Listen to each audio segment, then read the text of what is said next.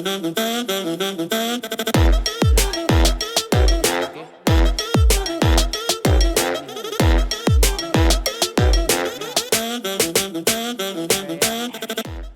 to Red's Business and Technology Podcast. I'm your host, Nigel Heyn, and today I've got a very special guest, Matthew Einersen, on his birthday of all days. He's here celebrating with us. So, Matt, thank you very much. Very honoured to have you here. Thank you for having me. So let's start, Matt, a bit about you. Tell us the story, where Matt Einersen's come from, and obviously you're CEO of P.E Foods, and then maybe secondly, tell us a bit about, P.E Foods. Sure. So obviously Brisbane born and bred, married, 2 children, Maddie 10, Cam 2. Obviously currently live in Brisbane. I've got a little farm out at Croftby, out the back of Boona there, which I like to spend a lot of time at. And we run a little herd of Santa Gertrudis breeding cattle. So the goal is to spend more time out there, sort of in the future. Fantastic. So as a leader of P.E Foods, I know that's a bit of a family dynasty. Share with us what P.E Foods is all about and how it started, really. It's a great story. Sure. So P.E Foods has been around for 42 years. So our business supplies the bakery, hospitality and sort of food service industry with all of their food ingredients. It's been in business for 42 years. So P.E Foods actually started out as P.E Agencies. So my dad started in 1982, and P.E Agencies actually supplied, Steminade, the sports drink. So supplied Steminade, the powdered sports drink, into sports clubs, bakeries, hotels, and he did that for a period of time. He literally started out of a shed, with a van, delivered it himself, took the orders, picked the orders, and got them into the customers. He did that for a period of time, and then he could see the big guys like your Powerades and Gatorades coming into the market. So he realised the writing was probably on the wall as far as, their marketing spend and their push into market, which was, going to take some of the market share away from that Steminade. So he was at the time delivering into some bakeries and some clubs, and he started asking questions around, where do you buy that cheese and bacon, or, where do you buy your fresh apple from? And he ultimately started bringing products in, and he started with, things like fresh apple, bacon, cheese into bakeries, and then, he then started getting into a bit of packaging, and then ultimately the business sort of turned into a bit of a one-stop shop for bakeries. So a bakery could ultimately come to P.E Foods, which he eventually changed the name to because he felt that P.E Agencies wasn't very descriptive for what the business actually was, and he felt he needed to add the word foods in there, so kept it as P.E Foods. And then ultimately, as I said, he turned it into a one-stop shop for bakeries. And, he started in Milton, just near the Forex factory there, with a little warehouse. And actually, I can remember throughout my school holidays, we'd go out in his delivery van, and I still very specifically remember the smell of sultanas that he used to deliver to customers. And, we'd take the product out of the van, deliver it to customers, and then go back to the warehouse, and, he'd put the orders in and, pick them, pack them, and he'd start again the next day. So P.E Foods, pretty well kept itself as a bakery distributor for a period of time. Picked up some franchise business in the 90s, which sort of helped the business grow. And then myself, I got involved in the business in 2002, it was. And I was reasonably lucky that, I had an understanding of what the business did. I'd worked in the warehouse in school holidays. I'd picked and packed stock. And I actually had zero intention of getting involved in our business. I actually wanted to be a pilot, was my aspirations. Being a pilot is obviously an expensive gig too, particularly for a, 18, 19-year-old coming up with that sort of capital to get your licence. So I remember just come out of school, Dad said to me, why don't you consider a customer service role? Someone's just left, maybe you can do this for, 5 or 6 months, save some money, and then, decide what you want to do. So, I took that opportunity, and to be honest with you, in that first 3 or 4 months, I just loved it. I loved working in the business. I loved the fact that, I saw the input that you made towards the business, controlled your ultimate destiny and the outcome of the business. I was lucky that it was a reasonably small business back then, so I was able to work through warehouse, customer service, had an understanding of procurement. And as the business continued to grow, I got to, work in every section of the business. And it was probably, fast forward to 2014, we had one customer that had become quite a big part of our business we felt the bakery industry, was pretty flat at the time. There was probably more bakeries closing than there was opening. And I very much felt like we needed to diversify the business. So, I felt the best way to diversify the business at the time was to acquire something, because obviously it gave you a customer base straight away, it gave you additional products, gave you cash flow from day one. To diversify, obviously all we knew was food at the time. So we felt we wanted to invest our money into food, into a food business. We were buying off a company called Jameel Food Providore at the time, which was basically a specialty fine food business. So it was supplying restaurants, cafes, delis, hotels with all sorts of, food or specialty fine food products. So things like cheeses, small goods, retail products, imported chocolates. I think at the time they had about 600 customers. So we felt it was a good way to hedge our bet. We kept that business separate because, for me, it was really important to make sure that we could clearly identify who we were. So we didn't want to, at the time, merge the businesses together and lose what our identity is. So we kept P.E Foods separate and we kept Jameel separate at the time, and we ran them as two separate entities. And then I guess over a period of, the next 6, 7, 8 years, bought a total of 7 businesses. So those businesses were businesses that were strategic in terms of location regionally, or were strong in a particular product group that we didn't operate in at the time. So it was things like small goods, French food, import, food service. We bought a business that specialised in schools up in North Queensland and food service. I opened a warehouse in Townsville because we felt like that there was an opportunity up there to to get some market share. And the benefit at the time was, and this is where the diversification of products really started to hit its own. We were able to combine the P.E Foods bakery product range and the Jameel Food Providore product range into one, and we basically offered that product range to our customers up there. So it was very good because the customers could, ultimately pull from the product ranges out of Brisbane, because we had quite a large, product range then. It gave them quite an offering, for their businesses up there. And then I guess as we continued to acquire businesses, we were able to add those product ranges into the group. So our product range grew, and then, I remember we bought a business up in Cairns because we were in Townsville. We were trying to go into the Cairns market, and I remember the customers saying to us, if you want to be serious, you have to have a business locally so we can get the products 5 days a week, and obviously travelling up and back from Townsville every day of the week. Yep. That's a lot of wear and tear on your trucks and your team.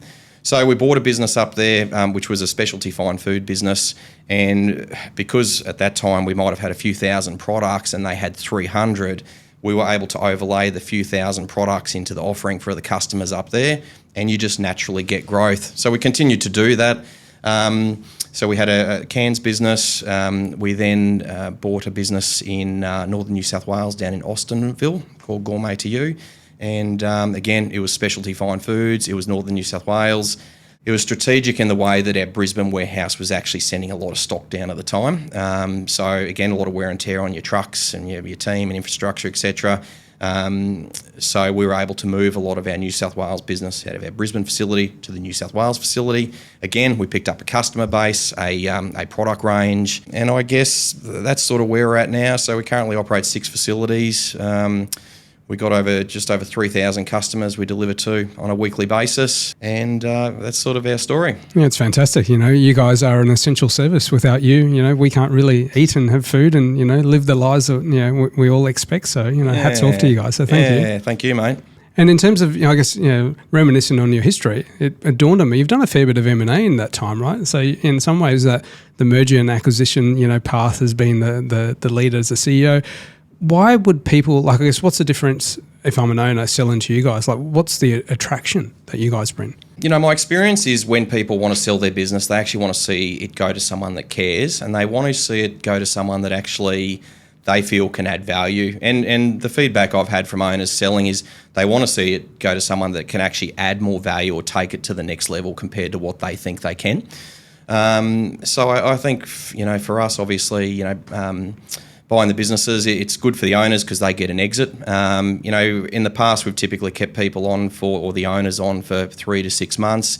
they're very happy to transition out of that period, and usually we've got changes and plans that we want to put in place as well. And one thing I didn't mention before actually is as we acquired businesses, we got to a point where we actually had a number of trading entities. So some customers were actually getting 3 separate trucks per week from 3 of our different businesses when we had them at separate at the time. So we felt, about 2 years ago that we needed to get to the point where we could bring them all together, and we actually became a bit inefficient because they were operating separately. But go back to what I said earlier, it was really important for us to actually clearly identify who we are as a distributor. So we merged all of the businesses together, and then we split the business in 2 as far as divisions. So we put a bakery division in place, which technically prides itself on being a one-stop shop to a bakery. And then we put an artisan division in place. So again, specialty fine foods, cheeses, small goods, retail products. So when our sales team walk into these customers, they can clearly identify, who they work for, what the division is, but they're actually able to leverage off each other's product base. And, the bakery customers can get access to the specialty fine food product base and vice versa. All of our territory managers are all trade qualified as well. So our bakery division have baker pastry cooks by trade, and our territory managers for the artisan side of the business are all chefs by trade. So again, they can have technical conversations with our customers. Our territory managers for the artisan business will sit down with a chef, and we'll get to the point where they're helping writing a menu. We can then put our ingredients into that menu, and at least you sort of got it secured for a quarter, or one season. So we feel that works really well. Yeah, fantastic. Yeah, it's interesting. We get quite a few hundred, business leaders watching and listening to our podcast, and I think just listening to how you've embrace that cross-sell, upsell strategy, and look, it's all about giving back, right? So people listen. The challenges of working in a family-led, family-owned business. So obviously your father was quite instrumental in building the business. How did you find that? Share with us, I guess, the trials and tribulations, because I know quite a few friends of mine that own family businesses, and relinquishing control can be a bit of a challenge. How's your experience been? To be honest, my experience has been very good. I was very lucky in the way that my father, very clearly stepped away one day, and I sort of stepped in. And I think, we were really clear to the team what the direction of the business was. I've never liked the perception of how family businesses can be viewed from time to time. And for me, I was really aware of the perception of me coming through the business, and I really wanted to prove my worth to the business and to the team. And I guess, that really drove me to partly growing the business. So, technically I can sit here today and go, well, this is the value that I've bought the business. I think as a generation coming through the business, you got to work harder and longer, because there is a perception. We were really lucky that I think, the team could see that I put a lot of effort in. I was there every single day. I did add a lot of value to the business, particularly the last 10 to 15 years. I think the most important thing is you got to be really clear on what your structure looks like. And really early on, we made sure that our corporate structure was strong. My father, as he sort of stepped out, he made it really clear, that the size of the business at the time, he made sure that people didn't come to him. Because you see in family businesses where your founders have started it, they've grown it, and they still want to have their finger in the pie. And I think that's where it goes wrong from time to time, that people go direct to them, and then it cuts out, the family coming through, and you get all these mixed messages on, what's the direction of the business. So if I think about the last 10 or 15 years, more specifically recently, we've got an executive leadership team, we have a senior leadership team, and we've always had a very clear corporate structure that the team knew who was who in the zoo as such, even with all of our management team as well. So for me, I'm really grateful that we had, I think, what was a really successful transition. Where, you've seen businesses that they don't have so much of a successful transition. My father still comes in a couple of days a week. He sits on our board. Over the years, he's been a great sounding board. We get on extremely well. And to be frank, I don't ever think we have had a disagreement. We've never had a heated word. We very much see eye to eye. And I think the greatest gift he could give me, and my mum, is they were very supportive of me changing the direction of the business, because we knew we needed to do something different.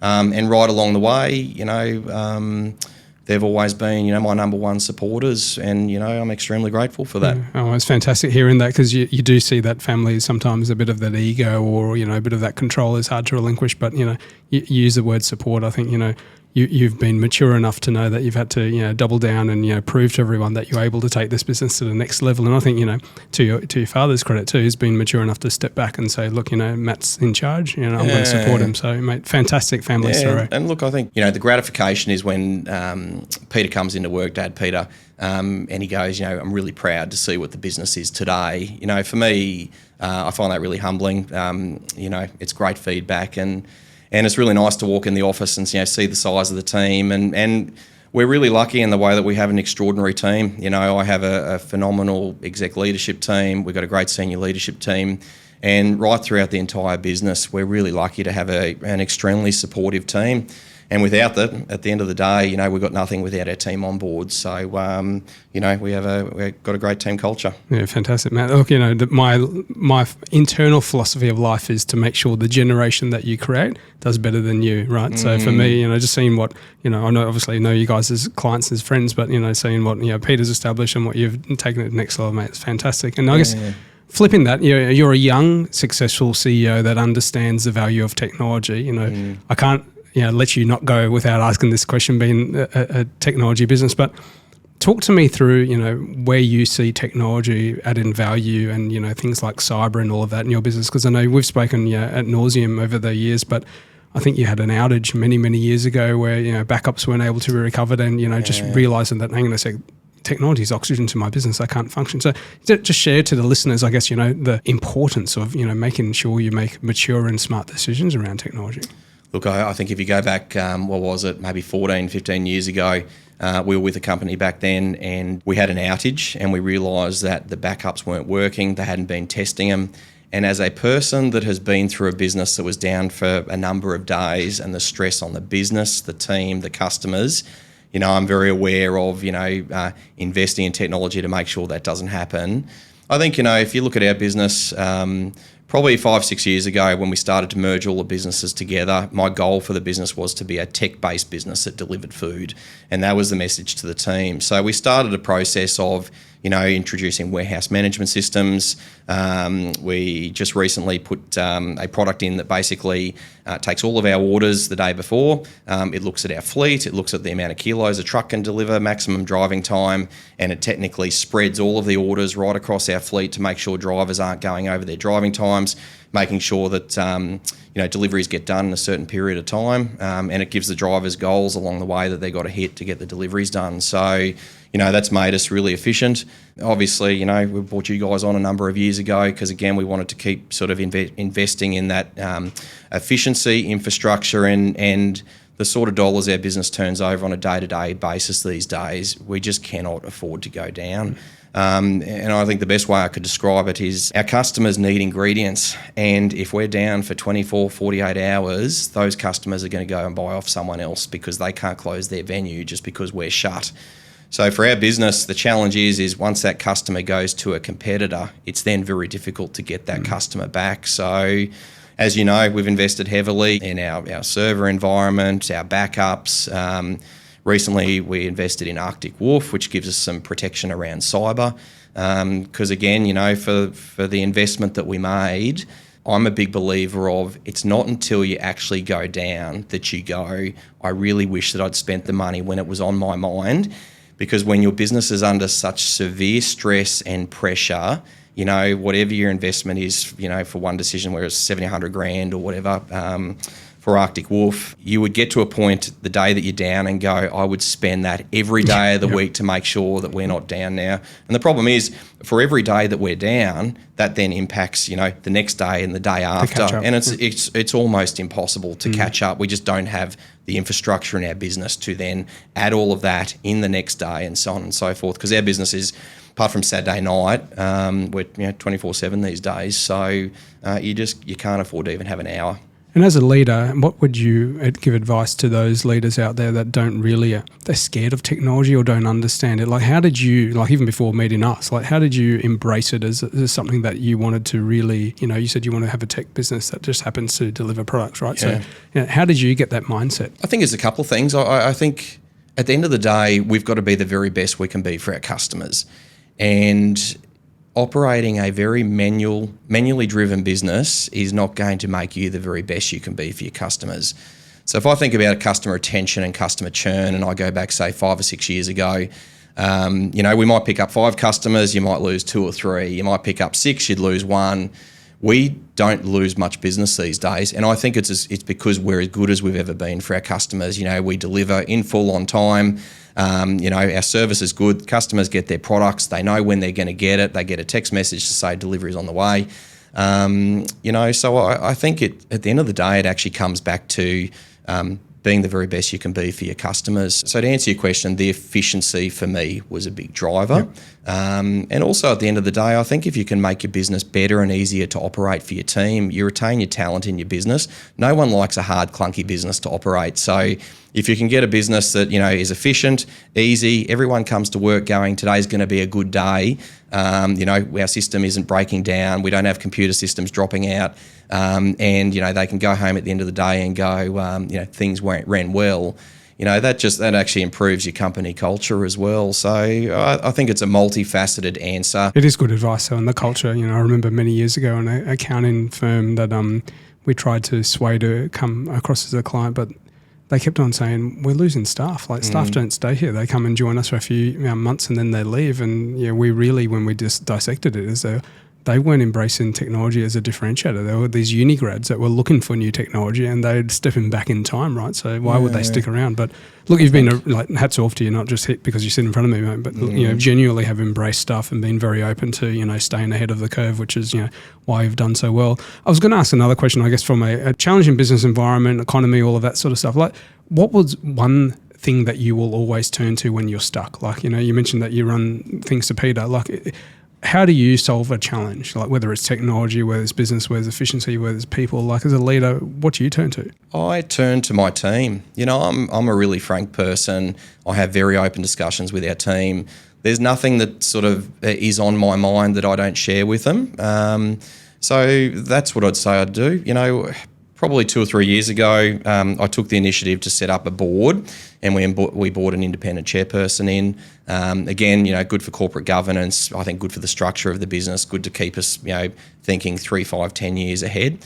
So Amanda is our chairperson. She's been really good. She's someone that I talk to a bit about challenges, issues. She's really good around getting us to think a bit differently. As I said before, Peter's on our board, so he brings 40 years of experience in food distribution. He's really good from that perspective. But I think the team, because at the end of the day, if your team don't understand what your challenges or frustrations are, they actually can't help you fix those problems. So I just think clarity with your direct reports, clarity throughout the business is really important. Whenever I've shared an issue, a frustration or problem, and the team understand the reason why, I might be feeling that way, or the reason why we need to make a change in our business, if they have all of the information, information's power. So if they've got all of the information at hand, they can often make really good decisions to help embrace the change and make the change themselves. Really, really good advice. Just hearing it, and to publicly share that, and really appreciate it, Matt. Changing gears for a few minutes, in terms of the economy, we were talking before, the Queen's Wharf has just launched, and in terms of restaurants and the buzz that's going around with some struggling and some growing. Like, where do you see? Because you're obviously quite you're right at the coalface with what's your thoughts on the economy and just things in general? Yeah, look, it's really interesting. So if I look at the last couple of months in our business, we've had a fantastic start to the financial year. It's interesting in our business because we're very reliant on discretionary spending. So clearly, if the economy is challenged and cost of living is expensive, that should have a knock-on effect to our business. But we're seeing both parts of our business, the artisan and bakery side of the business, going reasonably well. I think the last couple of months we've benefited from the tax cuts flowing through. I think the electricity rebates have been a benefit where people are getting a saving there. Our business, if you think about the last 40 years going through GFCs, floods, fires, COVID, we see that discretionary spend shift. So if people don't typically have as much money in their pockets, you might see the artisan restaurant side of the business drop a bit, but you actually see that lower spend in bakery increase. And again, in COVID, if I think about our diversification strategy, clearly the hospitality side of the business was decimated for a period of time, but the retail and bakery side of the business exploded. And then when people came out of COVID and then had quite a lot of extra money in their pocket, the bakery piece still was really strong, but people had money in their pocket, so the artisan, restaurant cafe side of the business absolutely fired up. So my view of the economy as it is right now is, it's going okay. I think another interest rate increase would hurt big time. I look at our debtor days in our business. Again, that's another marker of how the economy's going. And as you said, we're the coalface of our business, and I'm not seeing any concerns there. So, look, at this point, if we can avoid another rate increase, I think we're odds on for a reasonable Christmas. Oh, it's fantastic. Listening to that positivity from you, Matt, so I appreciate that.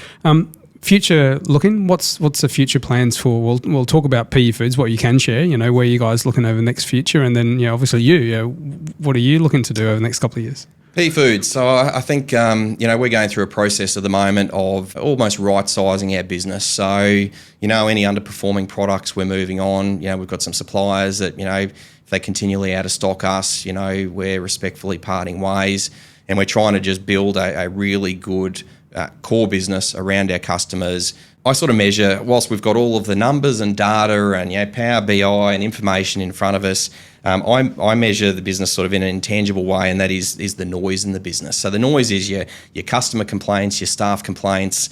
I think the goal is to just simply make the business as good as it possibly can be. Continue to invest in efficiency, obviously infrastructure, technology.